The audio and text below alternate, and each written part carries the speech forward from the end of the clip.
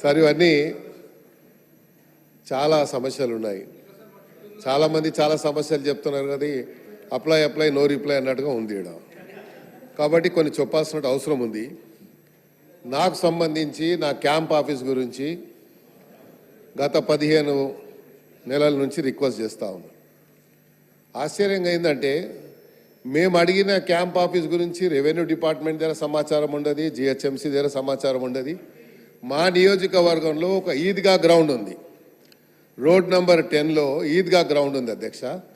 ఆ ఈద్గా గ్రౌండ్లో సిపిడిసిఎల్కి మన ఒక సబ్ స్టేషన్ గురించి ల్యాండ్ అలాట్మెంట్ ఇచ్చారు. అక్కడ ఇప్పుడు రంజాన్ నడుస్తుంది, ఈద్గా గ్రౌండ్ అది. దాని పక్కకు వేరే ప్రభుత్వ స్థలం ఉంది. ఆ స్థలంలో కొంచెం నాకు క్యాంప్ ఆఫీస్కు స్థలం ఇవ్వమంటే అది వాళ్ళు ఐడెంటిఫై చేయలేకపోయారు. సబ్ స్టేషన్కు నేను లోకల్ ఎమ్మెల్యే ఉంటే నా నాలెడ్జ్ లేకుండా నేను ప్రివిలేజ్ నోటీస్ ఇస్తే కూడా యాక్షన్ తీసుకుంటారో లేదో అని చెప్పి మీరు చెప్తా ఉన్నాను. ఎందుకంటే ప్రివిలేజ్ మోషన్ ఇచ్చేటువంటి నాకు నా హక్కు ఉంది కాబట్టి, నా ఫండమెంటల్ రైట్ కాబట్టి నేను చెప్పొచ్చు.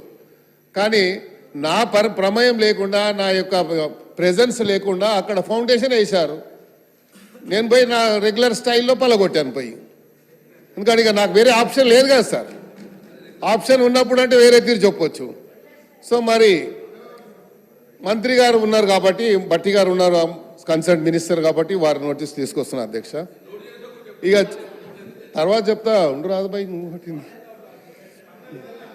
సార్. రెండోది అదే చెప్తున్నా, నోట్ అంటారు తర్వాత నోట్ అంటారు రిప్లై వస్తుంది. అబ్బాయి నువ్వు చూడలేదా సార్? ఇంకోటి, నేను రీసెంట్లీ ఒక గవర్నమెంట్ స్కూల్కి వెళ్ళాను అధ్యక్ష.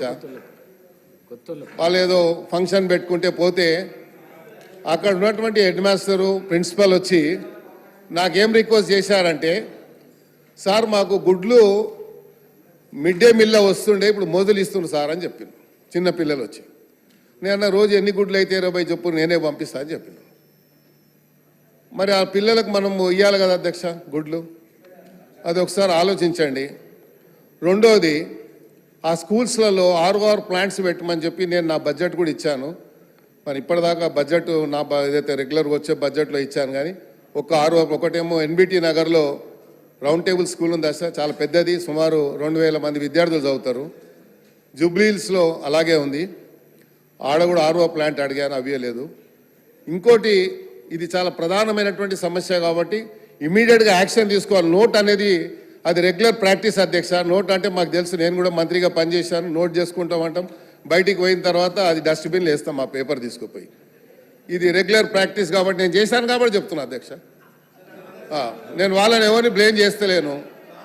ఇప్పుడు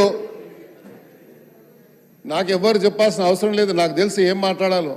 అందరికంటే సీనియర్ ఎమ్మెల్యే నేను సార్. ఇంకోటి, EWS కాలనీ నేను మినిస్టర్ ఉన్నప్పుడు ఫౌండేషన్ వేసి కాలనీ కట్టించాను. ఆ EWS కాలనీలో ఒక వ్యక్తి వెంకటరెడ్డి అని 5-6 ఇండ్లు వాళ్ళకు కొంచెం డబ్బులు అప్పు కింద ఇచ్చి అన్ని ఇండ్లు లాక్కొని 6 ఫ్లోర్లు వేశారు. నేను complaint zonal commissioner complaint with pictures court ఆర్డర్తో సహా పంపించాను. ఈరోజు వచ్చే ముందు MRO గారికి, తహసీల్దార్ గారికి, అదేవిధంగా DC గారికి పంపించాను. యాక్షన్ తీసుకుంటలేరు. EWS కాలనీ అది పర్మిషన్ ఎలా వచ్చింది?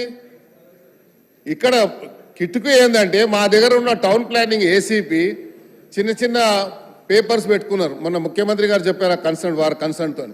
అలాంటి వాళ్ళు ఏం చేస్తారు, వాడే సొంతగా స్క్రీన్ ప్రింటర్ దగ్గరకు పోయి పేపర్ తీసి ఇక్కడ ఇల్లీగల్గా కన్స్ట్రక్షన్ ఫోటో తీసి అది CCPకి ఒకటి ACPకి ఒకటి పంపిస్తాడు.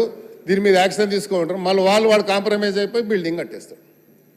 ఇది నడుస్తుంది కాబట్టి దయచేసి మీ సీరియస్ మ్యాటర్స్ ఇవి కాబట్టి ప్రభుత్వం తీసుకురావాలని బాధ్యత ఉంది కాబట్టి చెప్తా ఉన్నాను. మీరు అదే నోట్ చేసుకుంటారు, రెగ్యులర్గా చెప్తారు కాబట్టి అది మీ ఇష్టం, నేనేం దాన్ని చెప్పలేను. కాబట్టి ఇలాంటి ఎవరైతే సోషల్ మీడియాని మిస్యూజ్ చేసుకొని ఇలాగా అందరినీ బ్లాక్మెయిల్ చేస్తూ ఉన్నారు, ఇది చాలా హైదరాబాద్ సిటీలో చాలా పెద్ద ఎత్తున నడుస్తుంది. బిల్డర్స్ని చేస్తున్నారు, అట్ ద సేమ్ టైం డిపార్ట్మెంట్లో ఉన్నటువంటి GHMC అధికారులు అయితే వణికిపోతారు వాళ్ళతో. ఎమ్మెల్యే ఫోన్ చేసినా, మినిస్టర్ ఫోన్ చేసినా భయపడడు. కానీ ఆ సోషల్ మీడియా వాడు ఒక ఫోన్ చేస్తే మాత్రం సార్ నేను యాక్షన్ తీసుకుంటా అంటాడు. ఇద్దరు కూర్చొని లావాదేవీ జరిగిపోతుంది. సో ఇవన్నీ జరుగుతున్నాయి కాబట్టి క్యాంప్ ఆఫీస్ విషయంలో సీరియస్గా తీసుకోండి. తర్వాత ఈ ఈడబ్ల్యూఎస్ కాలనీ ఏదైతే ఇల్లీగల్గా కట్టాడో అది ఇమ్మీడియట్గా డెమాలిష్ చేయాలి. ఎందుకంటే పబ్లిక్ అంతా వచ్చి నా మీద పడతా ఉన్నారు. క్యాంప్ ఆఫీస్ లేకుండా నేను హైదరాబాద్ సిటీలో ఉంటా కాబట్టి వందల మందితో డైలీ ఇంటరాక్షన్ ఉంటుంది అధ్యక్ష. వాళ్ళని కూర్చోబెట్టుకోవడానికి కూడా మనకు ఇబ్బంది అవుతుంది. కాబట్టి నా క్యాంప్ ఆఫీస్ గురించి కూడా దయచేసి మరి నోట్ చేసుకుంటారని చెప్తారు. కాబట్టి మీరు ఒక డైరెక్షన్ ఇవ్వండి. Thank you. గౌరవ మంత్రి గారు. అధ్యక్ష, సభా నియమావళి ప్రకారం 0 అవర్ ఏ ప్రభుత్వంలో ఉన్నా ఎవరి ప్రభుత్వంలో ఉన్నా అదే నిబంధనల ప్రకారంగా జరుగుద్ది. ఇది కూడా నోట్ చేసుకోవటం జరిగింది అధ్యక్ష.